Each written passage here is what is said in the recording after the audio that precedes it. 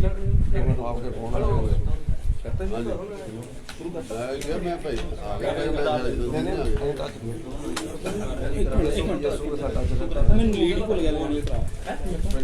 Phone कर जा रहे थे हम निकल गए मोबाइल सीधा चल गया तू मैं आगू मुड़ गया बस हाँ मैं साढ़े तू लेके चले जाता सोचा स्कूल ही हाँ उससे स्कूल ही ले जाए करे सर मैं तो वेट कर विशाल का नहीं हुआ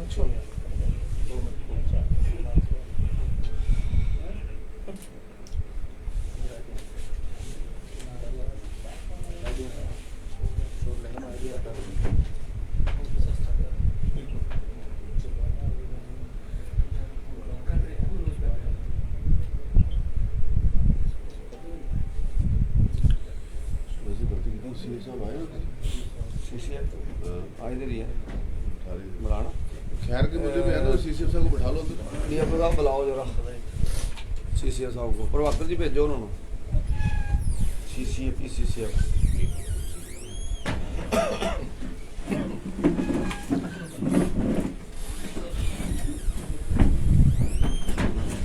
लाइव अगेन स्टार्ट करिए इधर लगा लो साथ ही हो गया हो गया जी इधर आ जाए जी आप इधर आ जाएंगे डॉक्टर साहब इधर आओ डिपार्टमेंट को लेके प्रेस कॉन्फ्रेंस है तो आप लोग बाहर क्यों बैठे इधर से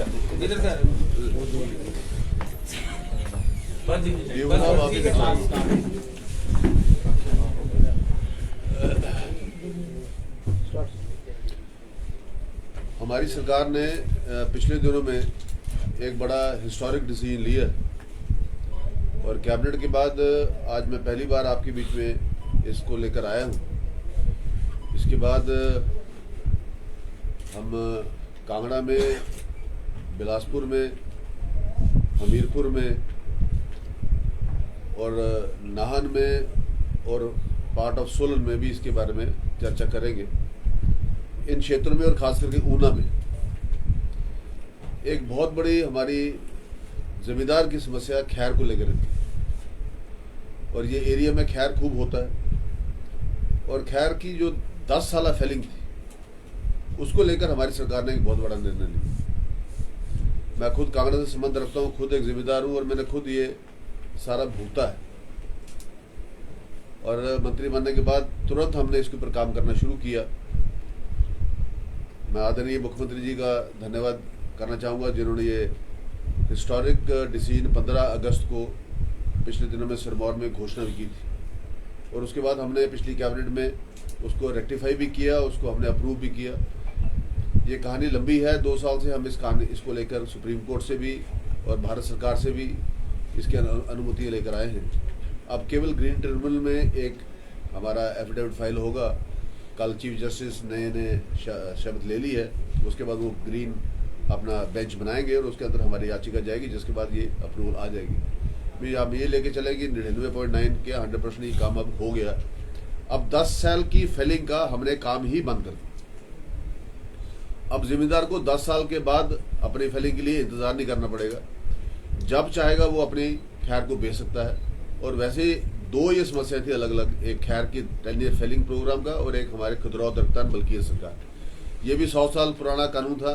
खदरौद जो एरिया रेवेन्यू में आइडेंटिफाइड था, खदरौद दरख्तान मलकियत सरकार, इसमें जमीन तो जिम्मेदार की है पर दरख्त का मालिक जो है वो सरकार है।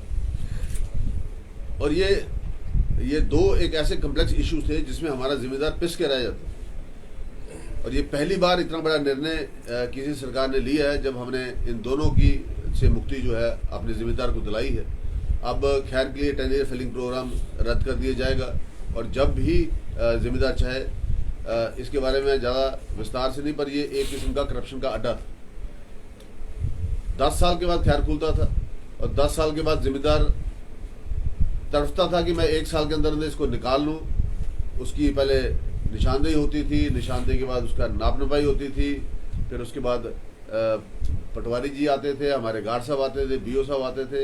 ये एक ऐसा कॉकस था और वो जिम्मेदार क्योंकि 10 साल के बाद खैर खुला है, उसको ये होता था कि मुझे जो पैसे मिलना है वो मिले ताकि मैं अपनी बेटी की शादी, अपने घर की रिपेयर या नया घर बनाना, क्योंकि 10 साल तक वो इंतज़ार करता था कि ये हमारे पास ये संपत्ति आएगी, ये पैसा मुझे इकट्ठा मिलेगा, पर वो मिलता तो था पर उसके जो नाक घिसड़ते थे उसमें उसका कोई अंत नहीं था।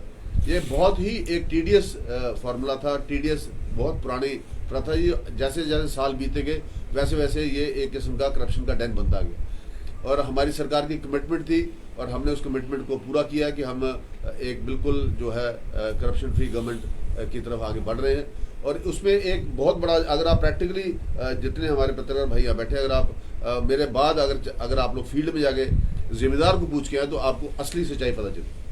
अगर आप फार्मर जाके पूछें कि 10 साल का खैर अब खुल गया, आपका क्या रिएक्शन है, तो आपको लगे पता कि जिम्मेदार कितना खुश है और कितना राहत इसमें महसूस करता है। इसमें इशू क्या रहेगा, अब उसको अपना दिल का रेट मिलेगा। अब वो क्योंकि टेरे फैलिंग में वो पाबंद नहीं होगा कि 10 साल के बाद अब मेरे पास ये 2-3 महीने हैं, इसमें मुझे इसको बेचना है। वो अपने तरीके से इस साल कुछ बेच सकता है, अगले साल कुछ बेच सकता है, उससे अगले साल कुछ बेच सकता है। ये एक बहुत बड़ा हिस्टोरिक डिसीजन हमने लिया है और हमारी सरकार ने अपने जिम्मेदार को खास करके लोअर बेल्ट के ऊना, कांगड़ा, हमीरपुर, सिरमौर, बिलासपुर, यहाँ पे तो ये खैर की बहुत बड़ी कमर्शियल जो 19 स्पीसीज आती हैं जिसके अंदर खैर आता था, उसको हमने उसमें से अब निकाल दिया और इसको जो है अब ये नॉन प्रोहिबिटेड उसमें आ जाएगी।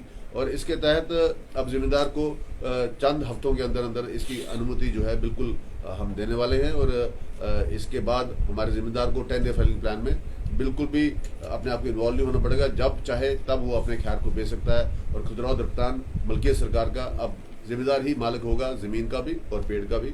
इसके बारे में मैंने आपसे चर्चा की। पठानी, जिस तरह से अक्सर जो है अवैध खैर कटान मामले सामने आते थे, क्या उस पर भी रोक लगी? देखिए, इसका मॉडल ऑपरेंडी क्या है कि जैसे मैंने खैर बेचा, मेरे से 200 खैर खरीद लिए, अब 200 खैर को बाद में हाथ लगाएंगे, पहले जंगल को पकड़ेंगे। परमिट है ना 200 खैर के उसके ऊपर वो पहले अब जो होगी निशानदेही होगी, जब होगी तो हम पहले फॉरेस्ट और जिम्मेदार की जमीन के बीच में उसका वो करेंगे। उसके बाद हम फॉरेस्ट की न्यूमरेशन करेंगे। परमिट देने से पहले, उसकी कटाई करने से पहले हम अपनी न्यूमरेशन कर लेंगे। तो जब उसकी कटिंग हो जाएगी जिम्मेदार की, उसके बाद हम फिर से चेक कर लेंगे कि हमारे जंगल में तो नहीं कोई अवैध खनन हुआ, अवैध कटान हुआ। इसके साथ साथ हम कॉर्पोरेशन को इसमें अब इन्वॉल्व करने वाले हैं। और जितना खैर, क्योंकि खैर की एक लाइफ है 15 और 24 साल के बीच में जो इसकी पीक लाइफ होती है। हमारे पास जंगलों में अभी भी चल जाओ तो खैर के लिपेट इतने बड़े बड़े मिलेंगे, अब उस खैर का फायदा कोई नहीं। वो खैर अंदर से खोखला हो चुका है, उसकी अंदर ना तो उस मेडिसिन वैल्यू रही है, ना उसकी कोई जो मार्केट वैल्यू रह चुकी है। अब वो खैर का दोहन ठीक टाइम पे हो जाए तभी तो उसका फायदा है। हमारे पास इतना खैर है जी, इतना धन है हमारे पास, ये बहुत बड़ा कम्प्लेक्स सिस्टम है। अब ये खैर कैसे खरीदा जा रहा है, खैर की ट्रांसपोर्टेशन कैसी हो रही है, अब हमें जीएसटी में कितनी मार पड़ रही है, हम जो और 90% ठेकेदार कहाँ से आ रहे हैं, तो बाहर से आ रहे हैं। बाहर से कहाँ से आ रहे हैं, करनाल से, पानीपत से, दिल्ली से, यहाँ से सारा खैर 90% जो खैर है यहाँ से बाहर जा रहा है। हमारे लोकल लोगों को क्या मिलता है, हमारे लोकल ब्रॉयलर्स हैं, लोकल हमारी पट्टियाँ हैं, लोकल हमारे जो लोग हैं जहाँ पे हमारे को एम्प्लॉयमेंट मिली है, उसके लिए तो परमिशन सारी 3 महीने की है, और जो बाहर से आ रहा है उसके लिए परमिशन 12 महीने की। अब हमारे जो लोकल पट्टी वाला, उसकी परमिशन हम बढ़ा के 9 महीने कर रहे हैं, ताकि लोकल हिमाचली हमारा जो है यूथ उसमें काम करे। एक पट्टी लगती थी, हम चाहेंगे 1000 पट्टी और लगे। यही खैर यहाँ पे हमारी एम्प्लॉयमेंट का सर्कुलेशन घूमे ना, ये इकोनॉमी हमारे बीच में घूमे। अब वो बड़ा ठेकेदार आता है दिल्ली से, पानीपत से, करनाल से, परमिट लेगा, उसका आगे दलाल 6 टन का माल जाएगा 20 टन। कम से कम हमने अपने कांगड़ा जिले में देखा कि 200 करोड़ से ऊपर की तो चपत हमारे को जीएसटी में लग गई। इतना बुरी तरह से ये सिस्टम को इतना करप्शन का अड्डा था पूरा सिस्टम। कटान ही नहीं, केवल उसकी ढुआई, उसके आगे फिर उसकी फॉर्मेशन, उसके आगे उसका कत्था निकालना, ये सारा एक इतना बड़ा कम्प्लेक्स इशू है। अगर इसको हम लोग प्रॉपरली मैनेज कर लें तो हमारा आधा कर्जा जो है हिमाचल प्रदेश का खैर पूरा करता है। और इसके ऊपर हमने पूरा एक फुल प्रूफ प्लान बना लिया है। मैं आपको विश्वास करता हूँ अगली सरकार जैसे भाजपा की फिर से बनेगी, हम इसको पूरी तरह से इम्प्लीमेंट करने वाले हैं। इसका पूरा खाका तैयार है और इसके साथ हम लेकर आ रहे हैं बड़े स्ट्रिंजेंट लॉस लेके आ रहे हैं। जंगल से खैर काटते हुए पकड़ा गया तो 5 साल तक उसको हम बेल तक ये नहीं होने देंगे कि ऐसे स्ट्रिंजेंट लॉज भी हम इसमें साथ में ऐड कर रहे हैं। ये अभी सारी प्रक्रिया, क्योंकि अब खैर खुला है तो बाकी प्रक्रिया इसके साथ ऐड होगी। कॉर्पोरेशन कमर्शियली इसमें इन्वॉल्व होगा, कमर्शियली हम इसका दोहन करेंगे और जंगल का खैर जो है वो ठीक टाइम पे जो है उसका निकल जाए, उसकी कमर्शियल वैल्यू आ जाए और ये circulation with in Himachal Pradesh में, और with in Himachal Pradesh maximum इसकी सर्कुलेशन रहे। हमारे ही लोग काम करें, कटान का काम भी हमारे करें, बेचने का काम भी हमारे करें और उसके आगे प्रोडक्शन का काम भी हमारे लोग करें। ये सारा का सारा एक ऊना में एक प्लांट है। इसके अलावा सारा 90% खैर इस साल मैंने कैलकुलेट कराया और वो 90% से 80% से ज्यादा 2 नंबर में जो है वो बाहर जा रहा है और हिमाचल से बाहर जा रहा है। इसको हमने बिल्कुल रोकना है। ये इकोनॉमी हिमाचल के अंदर फ्लरिश करनी चाहिए, इकोनॉमी हिमाचल के अंदर ग्रो करनी चाहिए और इस खैर का जो है पूरा दोहन जो है हिमाचल की इकोनॉमी के लिए किया जाए, इसके ऊपर हम लोग काम कर रहे हैं। और उसके ऊपर जो सबसे बड़ा पहला स्टेप था वो था खैर की 10 ईयर फेलिंग को उठाना, वो हमने उठा दिया है। खुदराव दक्तान को उठा दिया है। 32 कॉन्स्टिट्यूंसी में ये खैर गेम चेंजर होगा। 32 कॉन्स्टिट्यूंसी में अगर भाजपा के उम्मीदवार खैर को ठीक तरीके से मैनेज करके मार्केट में उतरेंगे तो 32 सीटों पे भाजपा क्लियर कट निकलती है। इतना दुखी था हमारा जिम्मेदार, इतना तंग था हमारा जिम्मेदार और इतना एक किस्म का एक कम्प्लेक्स घेरे में गिरा जाता था कि एक करप्शन का ये बहुत बड़ा अड्डा था, जिसको बिल्कुल बंद कर दिया गया है और आने वाले दिनों में इसको बिल्कुल फॉर्मलाइज करके जो है कमर्शियल प्रोडक्शन हिमाचल प्रदेश की इकोनॉमी ग्रो करेगी। इसको मैं आपको इश्योर करता हूँ।